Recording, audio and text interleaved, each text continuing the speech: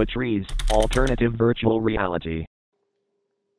Okay, so we are here in the virtual offices of Rainfall with Keith Mellingen. And hi, Keith, you are the AR and VR or VR and AR Director of Rainfall. And that is yes. And we're going to talk a bit about, because here we are at this podcast often discussing ideal VR and the conceptual things about VR that makes it so interesting. But sometimes for a technology to actually be adopted and used in the society, we have to see the value of it, what things it can actually provide to customers. And and you are working with this. Many people are wishing to have a career with these amazing technologies, me included. What kind of things are VR technologies solving today? You have been working with this for a few years. Yeah, I've been working with this the past 4 to 5 years. So there is a market for it, and there's a reason why I'm working with this. Because virtual reality is the most powerful medium out there, I would say, because you see depth, you're able to look around, and you're also able to have several mediums within the one medium. And this is very beneficial for businesses. And the funny thing is that right now we're in our office, but I can show you the projects we've been working on and how our clients have been using virtual reality in VR. Yes. So in addition to being, this is a virtual recreation of your offices, because I've been in your offices. This is in Media City Bergen, which is this cluster of companies, of media companies, and the university where I'm working is also there. So we are, of course, meeting each other often there. The first time I tried an Oculus Quest was down in the lobby hallway, and I saw you had an Oculus Quest there, and I was lucky enough to try it for the first time. So it's a great place to be.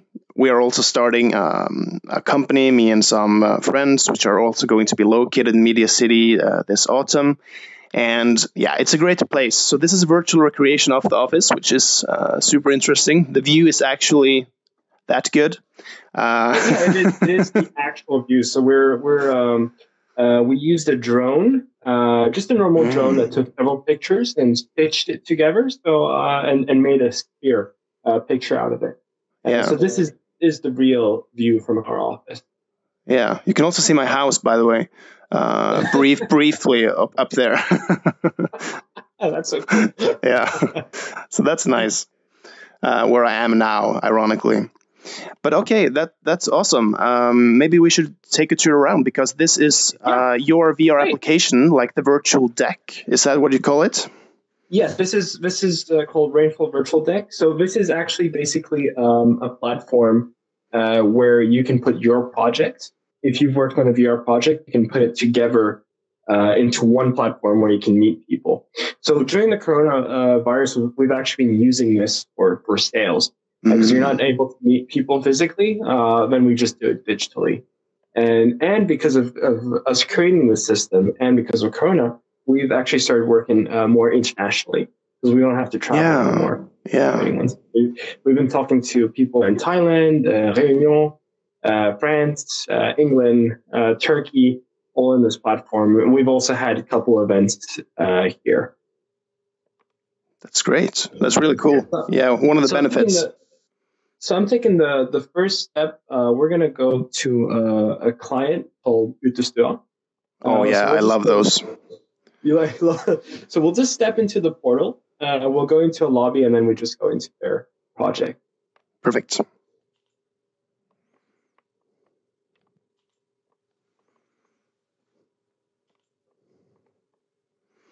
All right. Yeah, there you go. All right. So now we're here with different portals we can jump into. And the first one will be Utestua. So we just point at the portal and click, and we'll be there.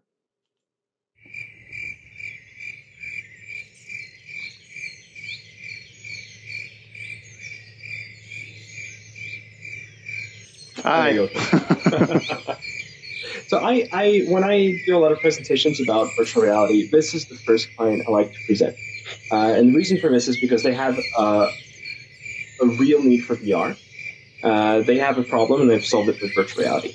The thing is that they have these cottages that you put in your garden, very nice, but they're kind of heavy and big. So if they're going to a booth, if they're going to have a booth with one of those, it's going to be kind of a struggle to bring this. And they can only bring one, and it's kind of costly. And they're also limited by region. If they have one, let's say Norway, then it's mostly only Norway you're going to bring it. If not, it's going to cost a lot of money to bring it abroad. So they came to us and said, hey, we would love to have this in virtual reality. And we built this in VR. And the benefit is that they, instead of having one, they can have 5, they can have 10, they can show all the models. And the thing with VR, and you probably talked about this a bit earlier, Joachim, is that VR, you're able to see the depth, you're able to get the right perception of space. Yeah, that's super important. You cannot do this with a normal computer screen. You can look at 3D objects, but you're not going to feel the space. And right now, I can actually sit down here and just talk with you and like kind of say, this would be great to have in my garden. Yeah. Yeah, I love these things as well. I remember I got a Facebook advertisement for these people, and their designs were like really gorgeous. And when I found out you had this in the virtual deck, it was really nice just being able to see the size. Because you look at the photo, you don't really get to feel it, especially in terms of depth. Like this one, which is quite larger than the other ones. It's not that clear just seeing it from the images. Yeah, that's right. It is pretty big. But it's really nice, though. Yeah, so how are the clients using this? Are they bringing like a VR laptop to events?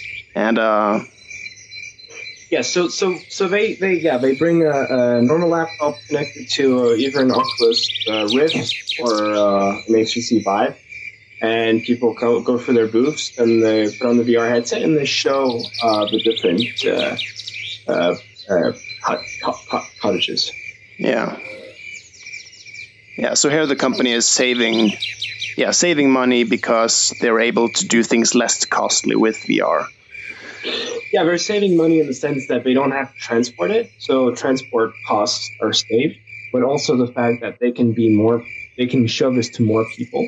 They can travel abroad, show this, and especially if now they haven't connected our Rainfall virtual deck system to this yet, but in the future they could just bring people here online and just show them, hey, this is what we have in Norway. Yeah, that's nice. And we have something similar for, I'll show you another case which is similar, because this is more visualizing architecture in virtual reality. I have another case. This is for Deloitte. We'll just go back to the lobby. Hey there you go. Hi. Hi, sorry. So the next case this is for Deloitte. I'll explain more about it when we're in it.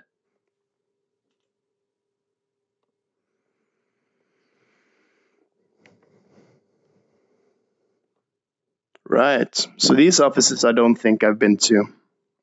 Oh, you haven't? It's in the same building. It's Media City. This is before we created this before they actually moved into Media City, because they wanted to see how the interior design was going to look like and how the view was going to look like. And they were it was easier for them to, because VR, you're able to see the depth, you're able to feel what it's going to feel like being there.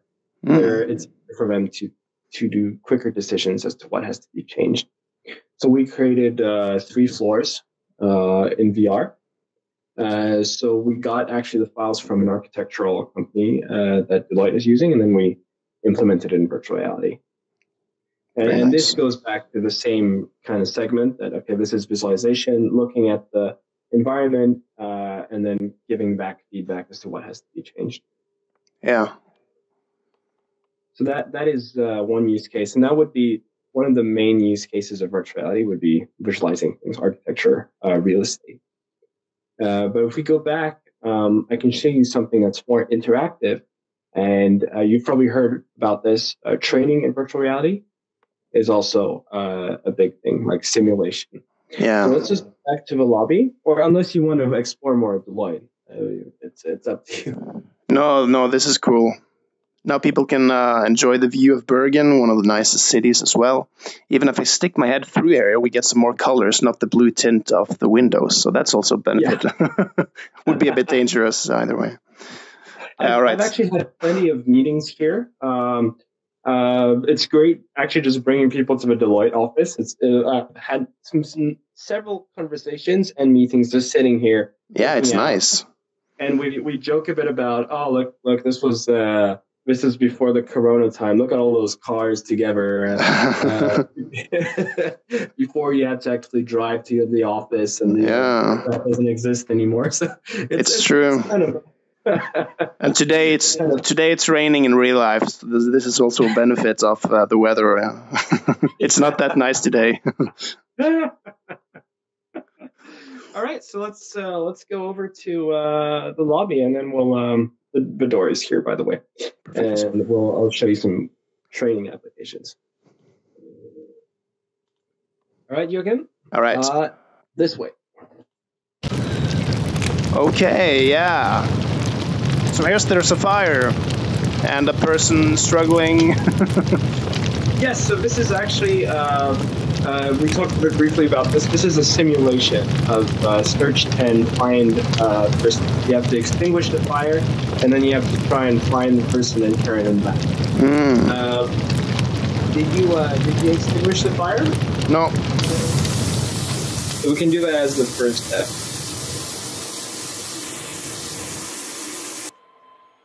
All right.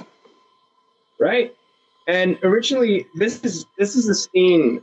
This project specifically, we're actually using Tesla suit as a full hat. If there's an explosion, you feel it inside the suit, and if you're using the fire hose, you're going to feel it. That's awesome. And what we also did here was that we wanted to use the digital wall with a physical wall.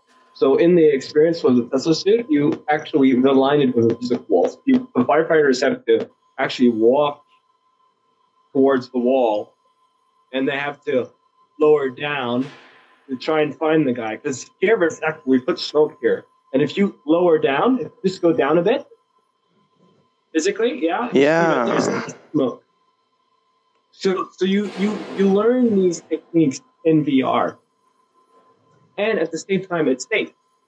Yeah, it's safe, and it saves a lot of time because creating a physical scene like this in real life, it demands fuel, it demands a lot of planning, and it's very tough on the people experiencing it. This is a way to save cost in the sense of preparing it, putting more people into the training and training more often.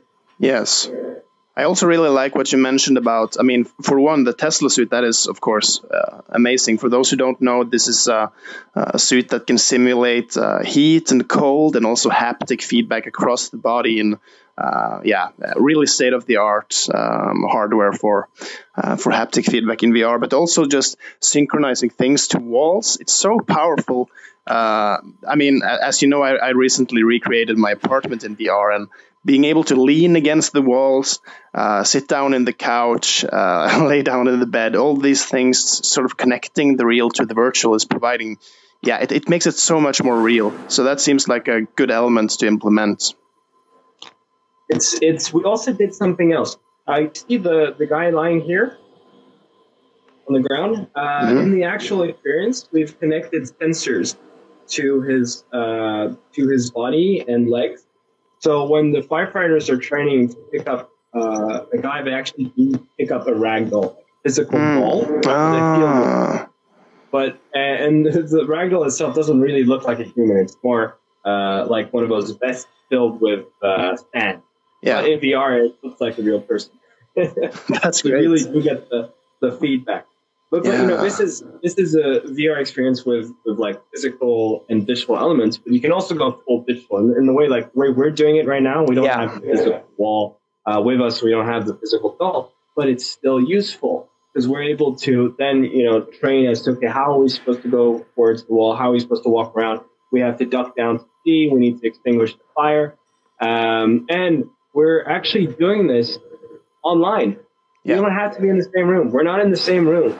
And this creates a lot of opportunity for training areas, because that means they don't have to invite people to come to their place. If there's like a special instructor that lives in the US, he can train people in the UK or Norway using a system like this, because we're interacting quite fine. We're able to see what we're doing in a scenario like this. So this is like the benefit of training and multiplayer. Yeah, for sure. And I mean, the benefits of costs and travel in work settings, I think this is something that is actively being reconsidered from very, very many businesses after COVID-19, because we are actually experiencing, I mean, even with social tools such as Zoom, which I don't really like, at least they work to a certain extent. I mean, I really prefer social interactions in VR, at least when you are ideating and talking. Yeah. So when that is coming as well, then you're able to do things that Zoom is not providing. I mean, here we have to a certain extent body language, and when we get facial tracking as well, and the feeling of social presence. I see where you are seeing. We are all together in this space. I'm not at Chrome playing some game while I'm talking to you on Zoom. So there are lots of benefits. Yes. So that's great. Even though the characters right now are super simple, like me and you, we're very simple characters right now, but we still get the body language from it. Like you can see the way I'm moving my hands, the way I'm nodding, the way when I talk, etc. And you're able to get a lot of information. And even though the character looks simple here, we can change it into a more realistic character like this guy here. Yeah, exactly. So I'll continue showing you some more experiences, different, because this is like this training, very interactive way of training, but there are also other ways of doing this. We'll just go back to the lobby. There's in virtual reality, there is another format called you're able to film 360 videos and put it in a VR headset. This has been debated if it's VR or not VR, but since it's being shown in a VR headset, it's still very relevant. And businesses have been using this because this is a way to become more transparent and show what's going on. And what I'm going to show you now is a company called Marine Harvest. Well, they were called Marine Harvest. They're called Mowi now. They are the largest salmon exporter in the world. And they wanted to create a commercial video or more of an infomercial as to how they deal with the fish. And since it's 360, it creates more transparency. And I know that the salmon industry has been under the weather, or a lot of debate in the media. Is it good? Is it not? Or is it bad? But this is a great way of showing what's going on. So we'll just go in there, and then I'll explain more about it. Perfect.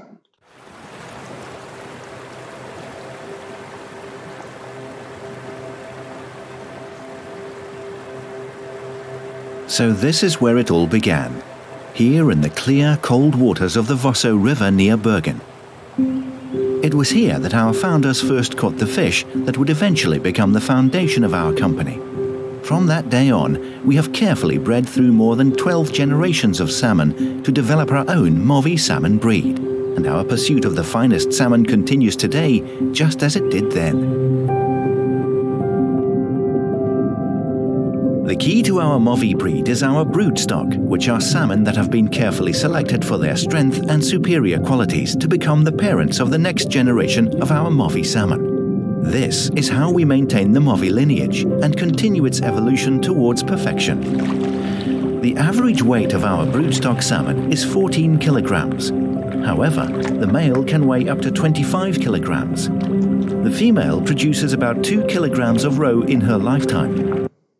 Right, I'm just going to pause the video a bit just to explain what this is. So this is all filmed with several 360 cameras, and like you see me and you, we're actually looking around and seeing everything.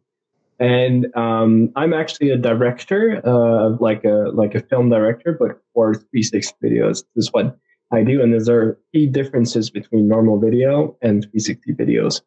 One of the biggest difference is that since you can see all around you, the shots are much longer than normal films. Like normal commercials are usually 3 seconds per shot. In 360, it's 14 seconds is the magic number usually.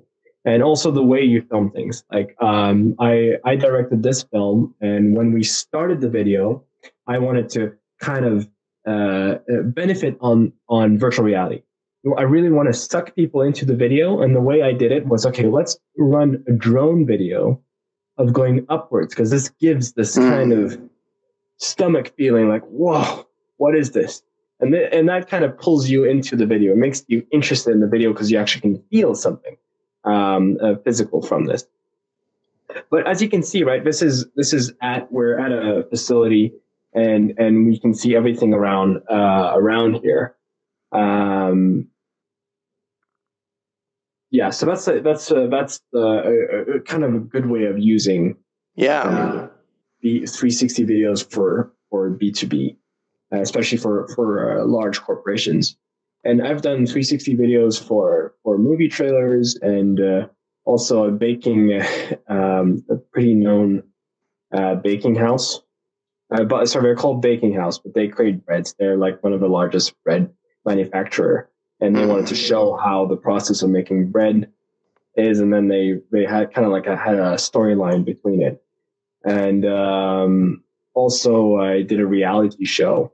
Ran like a 360 video around the hotel of one of the reality shows, because then you can really see what it looks like. And that is something very beneficial with 360s, that you can bring the viewer somewhere that they're familiar with, but they really are not familiar with the whole space. They're only used to like the screen, like the screen. Having it framed and cut. That's probably interesting, especially if you're a fan of a show, to like get to view the scenes. That's why people go to like the parks and stuff. It's really interesting what you're saying about the time you need per shot, because what I did last summer, I think I did a study on virtual reality journalism, where I analyzed the various productions that they had used with 360 videos, and compared it to like the flat video equivalents or the squared normal movies. And I think I found basically exactly what you're saying,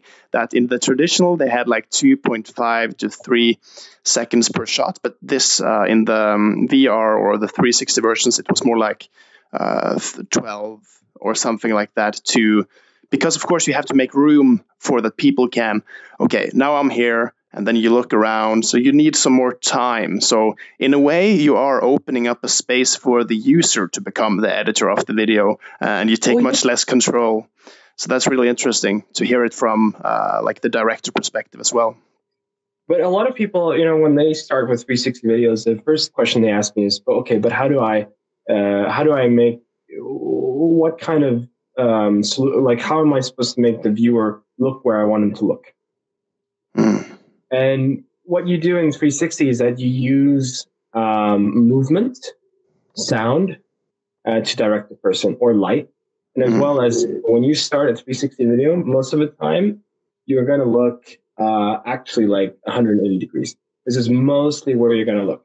Yeah. So I'm like, if you look, I think behind you, you're seeing two guys, right? I'm not sure what you're seeing. Yeah, that's right. Yeah. You guys. So I put them both in front of a camera with the fish happening in front. Like in the back, there's not much happening, right? It's pretty empty. No. Yeah, I don't think I would have looked. I don't think I would have looked behind me that much if it hadn't been for the fact that you were there. So yeah, it worked in my case. The first thing I saw was the fish and the guys holding the fish. Exactly. So right here, it's pretty empty, but it's still there. You can look around, but there's some things going on. And if you look here, down here, there's a fish. That fish is going to move here, and the next shot, there's going to be some graphics, because like I can't control everything, right? So there's going to be some graphics in the next shot that's going to actually going to move your viewpoint here. Because you're going to look at the fish. Okay, all graphics moving there. Okay, what's going on there? you're going to go back to that scene. So I'm just going to press play and then see if you see that. More than 10,000 eggs. Every year, some 150 million eggs will pass through these doors and move to a freshwater location, where they will hatch and become smolt. The mountains and rivers of Steinsvik in the mighty Dalsfjord create the ideal environment for salmon. We'd like to keep it this way, which is why we make sure our operation centres are sustainable. Right. Joachim, I'm not sure if you... did you see the graphics? Yeah, for sure. So in each shot, I'm actually using graphics to also, to kind of like, okay, this is the place you're in, but using it consequently to actually gear the user's gaze in the correct place and where the action is going on. Mm. So throughout the movie, you're going to see some graphical things happening, and that is the reason. This is how you kind of give the freedom to the person. You give the freedom, but there's just something with movement, and especially people moving is an extremely good tool for someone moving from A to B. You most likely you're going to watch him. You're going to look at this person and then move your head. So that's a bit of like the directional technique or the key differences between traditional square format and 360. And I'd like to show you another video. If we go back to the lobby, I want to talk a bit about tourism and how 360 video VR can be used for tourism. Sure. Okay, Joachim. All right. So what I'm going to show you is a video we shot on a boat called Statsråds Lemkull. Ooh, nice. And this is part of something called tall ship racing. And this is not something that happens every year. The last time this happened in our town was in 2012. It's kind of a rare experience, something that happens not that often. So we took a couple 360 cameras up there and we wanted to film the experience. So we're just going to go up here, tall ship racing.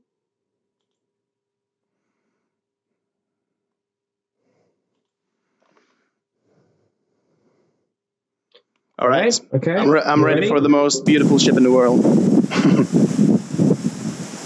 The video's playing for you, right? Hey, there's the real Keith. Yeah, that's me.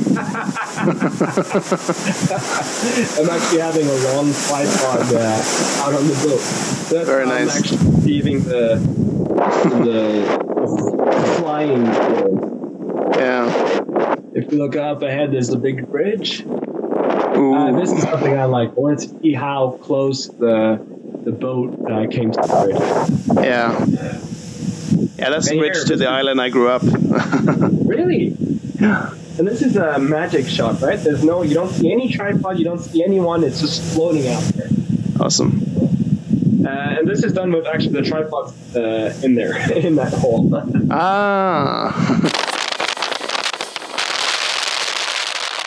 This is a scene I love. If you look close to the time, you see this is a time lapse of what's going on. Awesome. And this is you know that this is before Corona, because you're going to see a lot of people running after the boat. So if you look on your right and your left side, you see like so many ships. Yeah. Ships, and people are just like they're just gathering. It's like small ants. Yeah. You see it especially here. Wow, that's a lot of people welcoming. Yeah. Yeah. It's just I know I was in the town, but I don't know where. Oh, wow. So this is definitely one of the strengths of VR is that you can bring people to an event or a place that they've never been before, and kind of have like as close as real as possible. I mean, as close as you can get. You will not get the normal square video. Yeah, that's cool. We can go back in the lobby, and then we'll see for some more experiences. All right.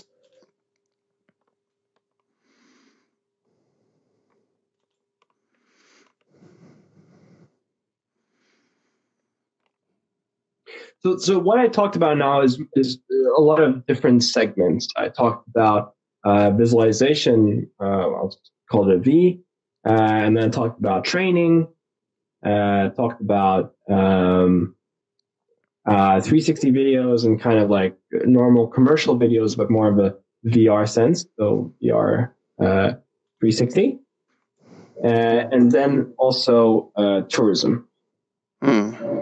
I would say those are the main sectors, but there is also the collaboration aspect of things. Like, for example, like right here in the lobby, I can draw and we can discuss about something. Okay, like, look, this is my sketch. And I can comment on that. Hey, you should change this. You should change that. And that is something you can't do on Teams. Having the 3D space to draw and sketch and a real time discuss what should we change here, what should we do here, what should we do there. And that is something that's just a collaboration aspect of it. And also, VR giving this the controls that you're not used to. Right? I can move my hand forward. I can see my hand moving forward. You see my head moving back and forth. I see you. I see how you're interacting. We're interacting as if we're there. Yep. And that is something that's been missing before. And suddenly this medium called virtual reality just shows up and opens up the door.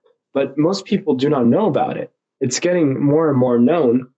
And businesses are seeing the benefit of using virtual reality. So I hope the experiences and the segments I showed you were informative and would inspire people to jump into the VR sector. Yeah, absolutely. These are some really good examples of the various approaches, and especially what you're saying about collaboration. I really agree. In my research, I've been looking at, exactly this, interviewing in VR as a means to sort of understand people and things better. And this is, of course, a good example of how successful it is. We're able to traverse between these worlds, and you can refer to things. You're pointing at them. I see where you are seeing. You see where I'm seeing.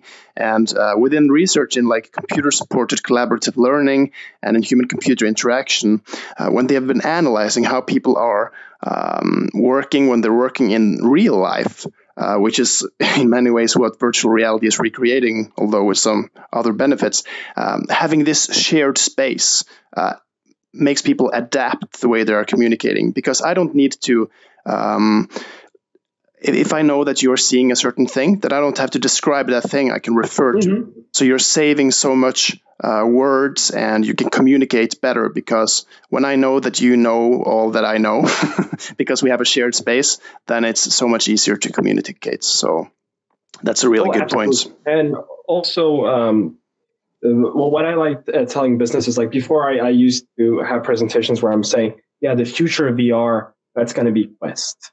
There's a VR headset coming out that's going to be standalone. You don't need a computer, and you can jump right into it. And then Quest came out, and it is what it was promised. It's a standalone headset where you can do the things you can do on a high-end VR headset in the sense of movement and going around, but it's wireless. It's 100% wireless. You don't have to worry about computers. And right now, I'm actually on the Quest. I'm not on a fancy computer. And I'm still able to communicate with you and show different experiences. And if we look at price, the price of VR has changed. At the beginning, it was very high because you needed a stationary computer, which would cost around, I would say $2,000. $2,000 for a VR-ready computer, $2,000. And then you would need a headset. Let's say I'm just going to draw the headset here. Not a very nice headset.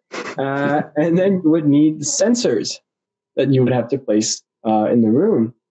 And then you would need controllers. And like... Whoops.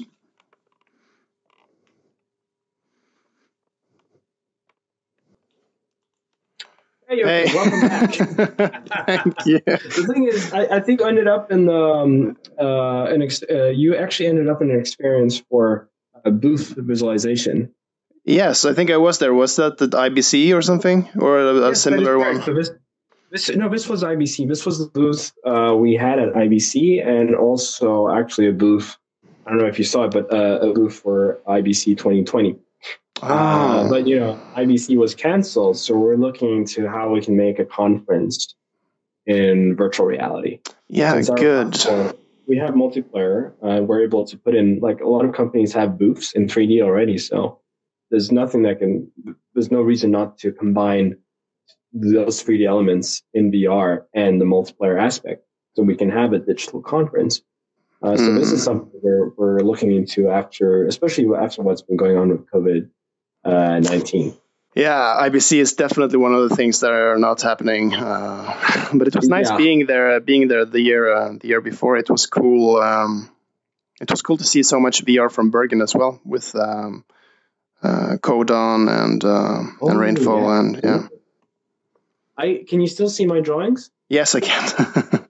You can still see them. Okay, great. Yeah. I just need to remember what I was talking about. I was talking about the price and so how this has changed. So, like, before, you needed a computer that was like $200. You needed a headset that was between $600 to $1,000. And then you needed the sensors. And I don't know if you remember this, but there was a time where controllers were not included, especially if we talk about the Oculus CV1. You didn't have touch controllers, and they would cost extra. So that was like a huge, like, it would be like only enthusiasts like me and you that had VR. But then suddenly you get the Quest, which is like a standalone headset that does not need a sensor, does not need a computer, and the controllers are included. And the price is around $450. And this is very fascinating because this makes VR more accessible. $450 is like a normal PlayStation console or like a new console, and people can afford that. And if we look at the numbers, like 90% of the people that bought for Christmas were people that weren't in the VR industry. They're just normal people like me and you.